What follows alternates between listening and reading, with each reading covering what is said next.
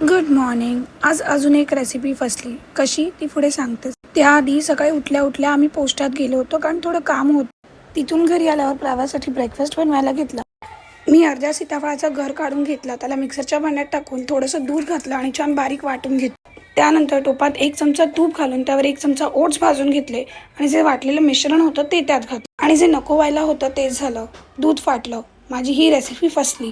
मग प्राव्याला आता तर भूक लागली होती. ती रेडीच उभी होती की मम्मा मला कधी खायला देते, म्हणून पटकन आईने तिच्यासाठी थालीपीठ केले आणि ते तिला मी खायला दिले. फोन झाल्यावर आम्ही मायलेकीने छान असा डान्स केला आणि प्राव्या माझ्या सगळ्या स्टेप्स कॉपी करत होती मला बघून बघून. आम्ही दोघी डान्स करण्यात बिझी होतो. तेवढ्यात आईने सगळं जेवण रेडी केलं. जेवायला मी ताट घेऊन बसले तर माझ्या पुढ्यात येऊन माझी लेक बसली आणि तिने भात पसरवायला सुरुवात केली. मग काय, ते ताट तिच्या पुढ्यात दिलं आणि मी जेवून घेतलं. जेवण झाल्यावर घरचा अवतार काहीतरी असा होता. सगळीकडे प्राव्याने भातच भात करून ठेवला होता आणि तिला चांगलंच माहिती आहे तिने काहीतरी चुकीचं केलंय, म्हणून मला बघा कशी नॉटी स्माईल देऊन मस्का लावायचा प्रयत्न चालू आहे मॅडमचा. जेवण झाल्यावर आम्ही हृदाच्या घरी गेलो आणि हृदाच्या घरी गेल्यावर प्रावाला तिचा फेवरेट स्पायडरमॅन भेटला. काय तिथेही जाऊन प्राव्याने काही वेगळं केलं नाही. हृदाबरोबर मिळून सगळी घरची खेळणी काढली आणि घरभर पसारा केला.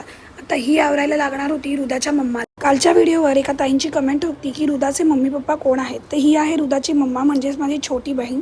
ती छान असे ड्रेसेस, ब्लाउजेस, लहान मुलांचे कपडे शिवते. प्राव्याचे जेवढे ट्रेडिशनल ड्रेसेस आहेत ना ते तिने शिवलेत आणि आज तिने हा नवीन ड्रेस शिवला होता, तोच मी घालून बघत होते. एवढा सुंदर दिसत होता. मला तर घातल्यानंतर असं वाटतच नव्हतं की हा साडीपासून शिवलेला ड्रेस आहे. एवढी परफेक्ट फिटिंग होती.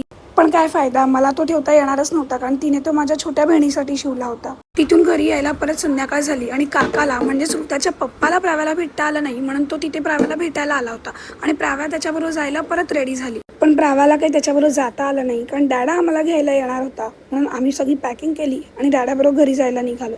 डॅडा खाली आला, पटपट सगळ्या बॅग्स घेऊन खाली उतरलो आणि सगळ्यांना बाय करून आम्ही घरी परत यायला निघालो. आय होप तुमचाही दिवस छान गेला असेल. पुन्हा भेटूच उद्याच्या व्लॉगमध्ये.